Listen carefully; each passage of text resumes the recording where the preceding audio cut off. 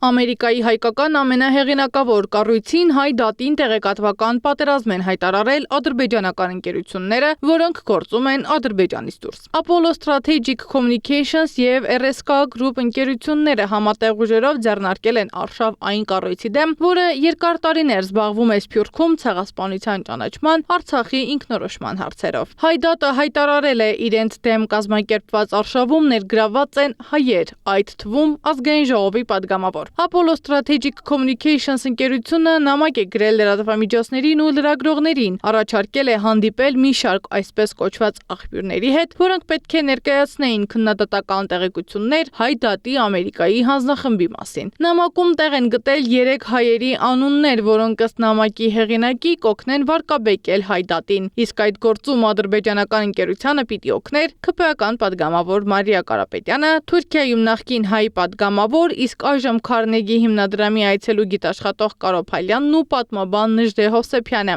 Ի դեպ Հովսեփյանը Հայաստանի պատմություն 9-րդ դասարանի դասագրքի հեղինակներից է։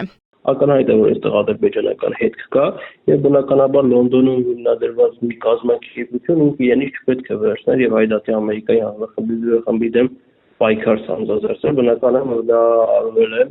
որոշակի ֆինանսական փոխհատուցման դիմաց։ Ինչու են այս 3 անձանց անունները հայտնվել մի նամակում, որոնք ըստ հրապարակումների կապ ունեն ադրբեջանական շահերի սպասարկման հետ։ Օրինակ Կարո Փալյանն արձագանքելով տարածվող լուրերին հայտարարել է, որ իր անունը նամակում հայտնվել է առանց իր իմացության։ Լրագրողներին իմ անունից ուղարկել են հաղորդագրություններ Հայաստանի վերաբերյալ, որոնք ես չեմ լիազորել։ Պատմաբան Նժդե Հովսեփյանը եւս անդրադարձել է տարածվող լուրերին, նա եւս հերքել է իր մասնակցությունը հայ դատի դեմ իրականացվող արշավում։ Շատ հստակ հայտնում եմ, ինձ հետ նշված հարցով որևէ մեկը չի կապվել, որևէ խոսակցություն այդ թեմայով չեմ ունեցել։ Բացարձակապես ծանոթ չեմ ոչ տվյալ նամակին, ոչ հեղինակին, ոչ թեմատիկային եւ միայն այսօր Անկայի հայտարարությունից եմ իմացել այս թեմայի ու դրան իմ մասնակցության մասին։ Իրեն լուրջ կազմակերպություն համարող Անկան գտնվել է գերանպատասխանատու, որ առանց կոմունիկացնելու եւ ճշտելու պիտակավորել է մարդկանց, այս դեպքում կոնկրետ ինձ։ ABC մեդիան զրուցել է նաև ՔՊ-ական падգամավոր Մարիա Կարապետյանի հետ։ Падգամավորն առաջին անգամ նամակի մասին մեր զանգից տեղեկացավ։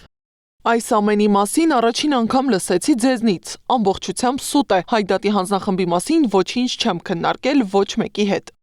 Նամակում կար 4-րդ անձի մասին տեղեկություն, սակայն նրա անունն անհայտ է մնացել։ Միայն պարզ է, որ այդ անձը կոնգրեսի աշխատակից է։ Նամակը ուղարկած Apollo Strategic Communications ընկերությունը անմիջապես հետո փակել է իր սոցիալական ցանցերի էջերը եւ կայքից հեռացրել նամակը ստորագրած աշխատակցի տվյալները։ Այս քայլերը ավելի են խորացրել կասկածները, որ գործ ունենք ոչ թե սովորական PR արշավի, այլ լավ պլանավորված տեղեկատվական գործողության հետ։ Առավել ուշագրավ է, որ ընկերության մայր կազմակերպությունը RSK Group բիզնես գործունեություն ունի Ադրբեջանում էներգետիկ եւ բնապահպանական նախագծերի վերաբերյալ։ Հիմա ընկերությունների մասին։ Ինչ ընկերությունների մասին է խոսքն ու ինչ կապ կա դրանց եւ Ադրբեջանի միջեւ։ Apollo Strategic Communications ընկերությունը Լոնդոնում զբաղվում է PR եւ ռազմավարական հաղորդակցությամբ, մեդիա հարաբերություններով, քաղաքական եւ հանրային հաղորդակցությամբ։ Մյուսը RSK Group ընկերությունն է, որը համարվում է Apollo Strategic Communications-ի մայր ընկերությունը։ Այն եւս գտնվում է Մեծ Բրիտանիայում։ Խոշոր ինժեներական եւ խորհրդատվական խումբ է